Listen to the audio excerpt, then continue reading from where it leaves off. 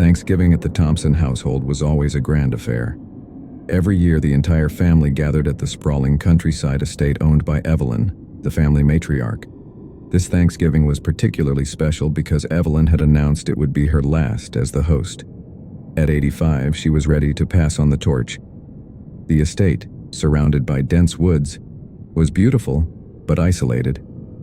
Evelyn had inherited it from her grandparents, and it had been in the family for generations. The tradition of hosting Thanksgiving here was as old as the house itself. As the family arrived, laughter and warm embraces filled the air. There were cousins catching up, uncles discussing football, and children playing in the yard.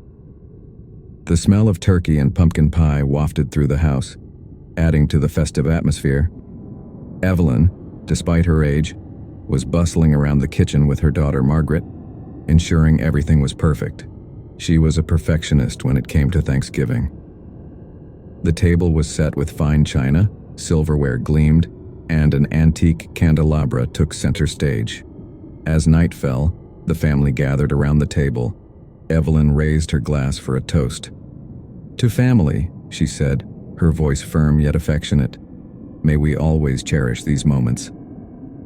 But as the toast ended and everyone began eating, a peculiar tension settled over the room. The conversations grew quieter, and some family members exchanged uneasy glances. Midway through dinner, there was a sudden knock at the door.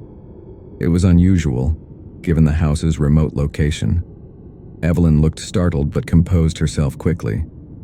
"Margaret, dear, could you see who it is?" Margaret opened the door to find two strangers, a man and a woman, dressed oddly in old-fashioned clothing. Their expressions were serene yet unsettling. "Good evening," the man said. "We're travelers and seem to have lost our way. May we come in?" Margaret hesitated but felt the weight of Evelyn's gaze behind her. Hospitality was sacred in their family. She nodded and stepped aside, allowing the couple in. The strangers introduced themselves as John and Clara. They claimed to be historians exploring the area and apologized for interrupting the family dinner. Evelyn, ever gracious, invited them to join. As they took their seats, the room's atmosphere shifted. The strangers were polite, almost overly so, and their mannerisms felt out of place. John spoke in a peculiar, formal tone, while Clara barely spoke at all, instead observing everyone with an unnerving intensity. After dinner, as dessert was served, one of the younger children, Lily, mentioned seeing shadowy people in the woods earlier that evening. Everyone laughed it off, attributing it to her imagination, but John's expression darkened. "You should take her seriously," he said, his voice low. "The woods here are unique." The family grew quiet, their curiosity piqued. John continued, "Legends speak of a group of people who once lived here long before this house was built. They were outcasts, practicing forbidden rituals. They vanished without a trace, but some say their spirits linger, searching for those who dare to disturb them." His words sent a chill through the room. Evelyn, visibly annoyed, dismissed it as nonsense. "This house has been in our family for generations, and we've never had any trouble," she said firmly. But as the evening wore on, strange occurrences began. The lights flickered, doors creaked open on their own, and an icy draft swept through the house despite the roaring fire in the hearth. Clara finally spoke, her voice barely above a whisper. "You've invited them in?" she said, her gaze fixed on Evelyn. "And now they won't leave." That night, the family members retired to their rooms, but sleep didn't come easily. Margaret woke to the sound of footsteps outside her door. Assuming it was one of the children, she opened it, only to find the hallway empty. Downstairs, the candelabra on the dining table had been relit, its flames dancing eerily. Evelyn, unable to sleep, sat in her study, staring at an old photograph of her grandparents. The stranger's story had unsettled her more than she cared to admit. Meanwhile, Clara wandered the house, seemingly drawn to certain areas. She paused at the basement door, running her hand along the frame. "There's something down there," she murmured to herself. Around midnight, a scream shattered the silence. It was Margaret. who had found her son Tommy missing from his bed. The family searched the house frantically, calling his name, but there was no sign of him. John and Clara stood apart from the chaos, their expressions unreadable. "He's been taken," John said finally, "but he can be brought back." Desperate to save Tommy, the family listened as John and Clara explained what needed to be done. They spoke of an ancient ritual to appease the spirits of the woods. It involved offering something precious, a sacrifice of sorts. Evelyn was skeptical but had no better solution. They gathered in the living room, where John began chanting in a language no one recognized. Clara lit candles in a circle, instructing the family to stand inside it and hold hands. As the ritual progressed, the temperature dropped. Shadows seemed to move independently of their sources, and the air grew thick with an oppressive energy. Evelyn, feeling faint, nearly broke the circle but was stopped by Clara's stern glare. Suddenly the candles extinguished, plunging the room into darkness. A guttural growl echoed through the house, followed by the sound of footsteps, many footsteps approaching. The family huddled together, terrified, as figures emerged from the shadows. They were humanoid but distorted, their faces featureless and their limbs unnaturally long. As the figures closed in, John raised his arms, shouting commands in the same strange language. The creatures hesitated, their movements jerky and hesitant. Clara placed an object, a small, ornate box, at the center of the circle and opened it. A blinding light filled the room and the creatures recoiled, retreating into the shadows. When the light faded, Tommy was lying in the center of the circle, unconscious but unharmed. The family's relief was short-lived. John and Clara were gone, as was the ornate box.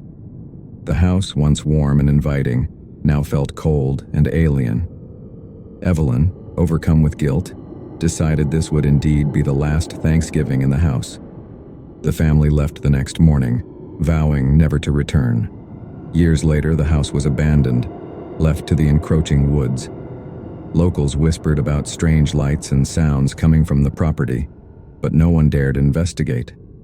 Evelyn's grandchildren, now adults, would sometimes wonder if the strangers had truly been lost travelers or something else entirely. Whatever the truth, one thing was certain: Thanksgiving would never be the same.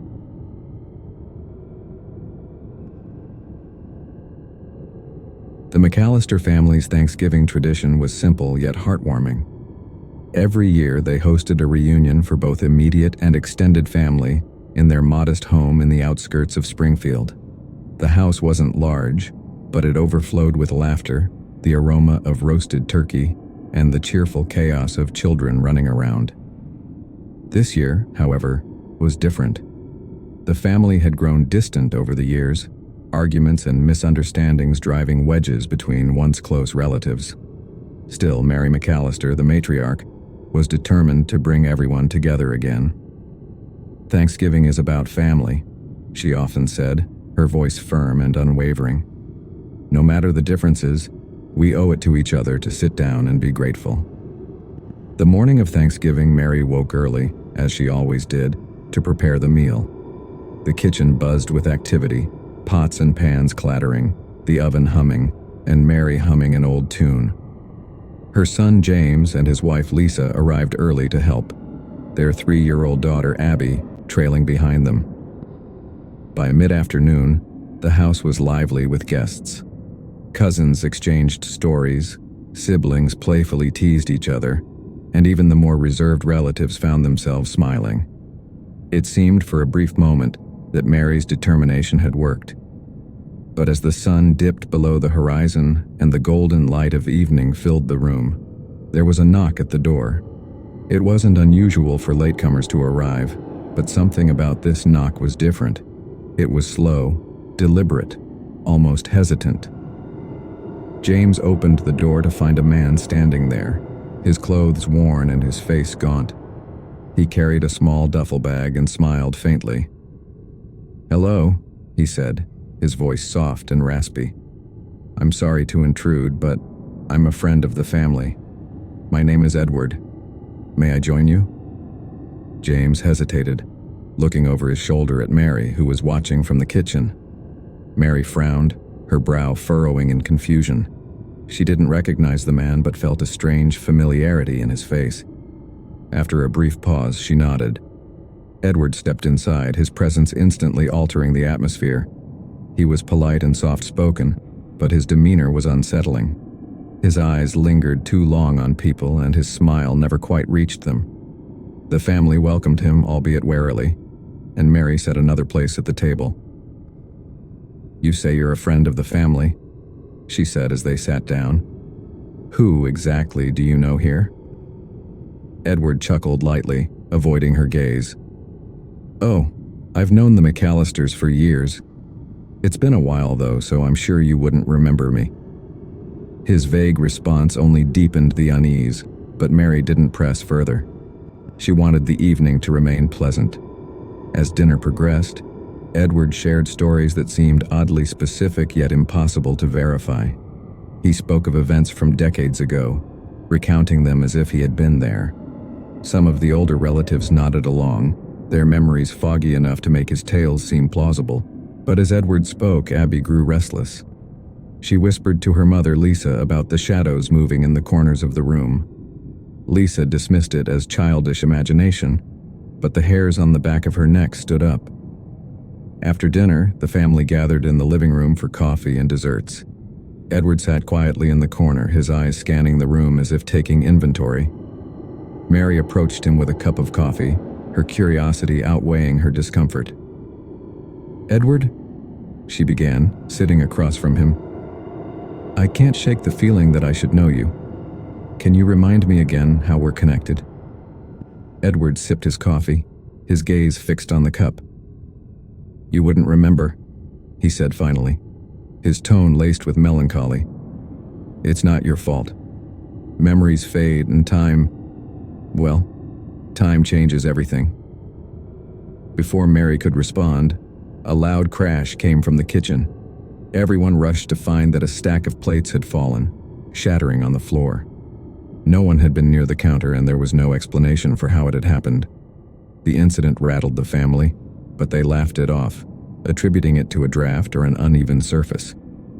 Edward, however, remained in the living room, staring into the fireplace. As the evening wore on, the unease grew. Conversations dwindled, laughter faded, and a heavy silence settled over the house. Abby, now visibly distressed, refused to leave her mother's side. "He's not real," she whispered, pointing at Edward. "He doesn't have a shadow." Abby's words struck Lisa like a thunderbolt. She glanced at Edward, her heart pounding. The room was dimly lit, but as she looked closer, she realized Abby was right. Edward's figure cast no shadow, even with the flickering light of the fireplace behind him. Lisa tugged at James's sleeve, whispering her observation. James, skeptical but curious, kept a discreet eye on Edward. The more he watched, the more unsettling the man seemed. Mary, oblivious to the growing tension, suggested they take a family photo, a tradition every Thanksgiving. Edward offered to take the picture, but Mary insisted he be in it. As the family gathered, Edward stood at the edge of the group. The camera's timer beeped, the flash went off, and the picture was taken. But when James reviewed the photo, his blood ran cold. Everyone was there except Edward. His place in the photo was an empty void, as if he had never been there at all. James showed the photo to Lisa, who gasped, her hand flying to her mouth. They confronted Mary, who still seemed reluctant to believe anything was amiss. "He's sitting right there," Mary said, pointing to the chair Edward had occupied. But the chair was empty. Panic set in as the family realized Edward was no longer in the room. The front door creaked open and a cold wind swept through the house. Mary, determined to get answers, rushed outside, calling his name. She found him standing at the edge of the yard, staring into the woods. "Who are you?" she demanded, her voice trembling. "Why are you here?" Edward turned to her, his face sorrowful. "I was part of this family once," he said softly. "But I was forgotten, left behind. And now, I'm just a memory." His words struck a chord deep within Mary. She recalled an old story her grandmother had told her about a relative who had vanished without a trace during a Thanksgiving gathering decades ago. Could it be him? Before she could ask more, Edward stepped into the shadows of the woods and disappeared. The family spent the rest of the night in a state of shock, piecing together the fragments of Edward's story. They searched the house and surrounding area the next day but found no trace of him. Mary, haunted by the encounter, delved into the family history and discovered records of a relative named Edward, who had indeed gone missing under mysterious circumstances. From that Thanksgiving onward, strange occurrences became a regular feature of the McAllister household. Objects moving on their own, whispers in empty rooms, and the faint scent of coffee lingering in the air. Edward was gone, but his presence remained, a reminder of the cost of forgetting those who came before. Would you like me to continue with the final story?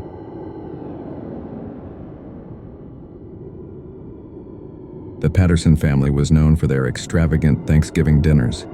Each year, their sprawling countryside estate transformed into a beacon of warmth and festivity, its grand dining room filled with laughter, clinking glasses, and the savory aroma of a feast that could rival any five-star banquet. This year was no different, except for one peculiar detail. A week before Thanksgiving, Mrs. Eleanor Patterson received a letter in her mailbox. It was handwritten in an elegant but unfamiliar script. "Dearest Patterson family, I look forward to joining you for Thanksgiving dinner. It's been far too long since I've had the pleasure of your company. Save me a seat. Yours fondly, E.M."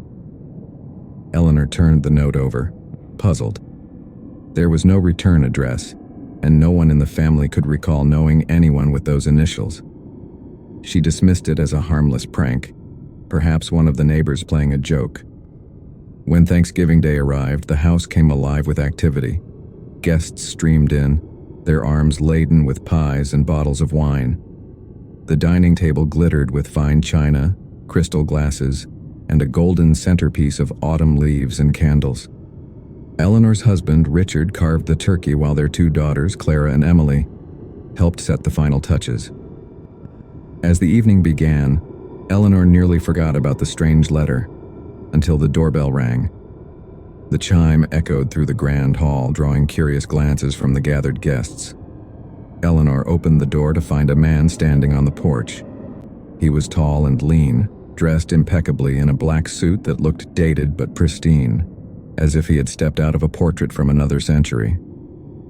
"Good evening," he said, his voice smooth and deep. "I'm E.M. Thank you for having me." Eleanor hesitated, the unease from the letter returning. Before she could respond, Richard appeared at her side. "Welcome, welcome," he said, extending a hand. "Any friend of the family is welcome here." The man's lips curled into a smile as he stepped inside, his presence commanding attention. Conversations hushed as the guests turned to look at him. E.M. nodded politely, greeting each person with a faint, almost wistful smile. Despite his charm, there was something about him that set people on edge. His eyes, a piercing shade of gray, seemed to see through people, as if he could pluck their deepest secrets from their minds. Dinner began, the table alive with chatter and laughter. E.M. sat at the far end opposite Richard, his posture impeccable. He barely touched his food, instead watching the family with a quiet intensity.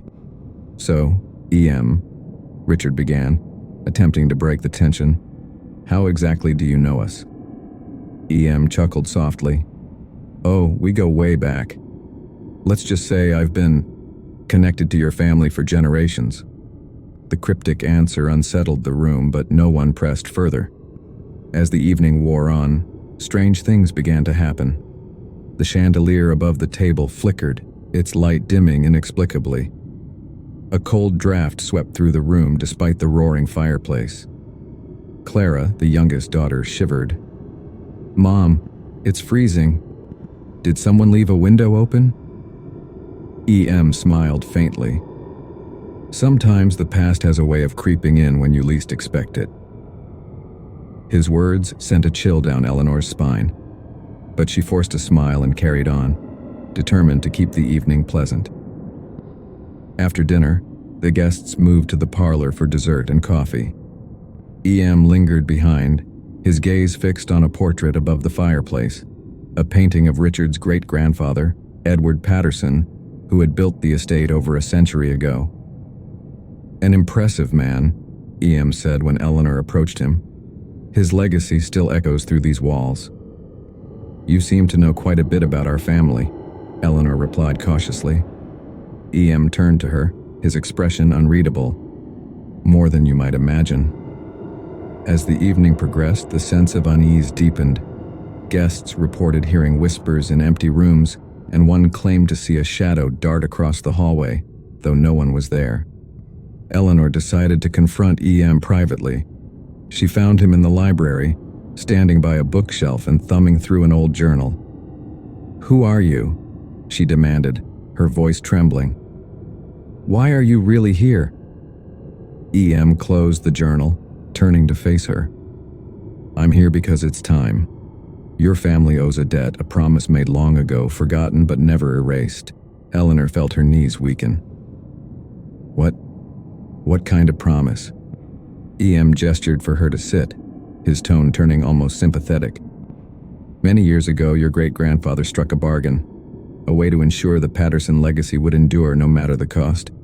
But bargains like these come with consequences." Eleanor's mind raced. She recalled family stories about Edward Patterson's rise to wealth and power, tales that hinted at mysterious benefactors and unexplained fortune. Could it all be true? E.M. leaned closer. "The time has come to honor that promise. I've been patient, but debts must be paid." Before Eleanor could respond, a loud crash came from the parlor. Rushing back, she found the chandelier had fallen, its shards scattered across the floor. Guests stood frozen in shock, their faces pale. E.M. appeared behind her, his presence as unsettling as ever. "It seems the house remembers," he said quietly. Panic set in as the guests began to leave, eager to escape the oppressive atmosphere. Only the immediate family remained, huddled in the parlor as E.M. stood by the fireplace, his figure silhouetted against the flames. "What do you want?" Richard demanded. E.M.'s eyes gleamed.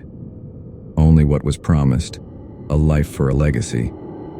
The family stared in horror as he explained the pact, a deal struck by Edward Patterson to ensure his family's prosperity, sealed with a promise that one day, a descendant would pay the price. E.M. gave them a choice. One member of the family could volunteer, or he would choose himself. Desperate, Eleanor pleaded for another way, but E.M. remained unmoved. As the clock struck midnight, the decision was made. Richard, ever the protector, stepped forward. "I'll do it," he said, his voice steady despite the fear in his eyes. E.M. nodded, a flicker of respect crossing his face. "Your sacrifice will not be in vain." With that, he placed a hand on Richard's shoulder. In an instant, the room plunged into darkness. When the lights returned, E.M. and Richard were gone,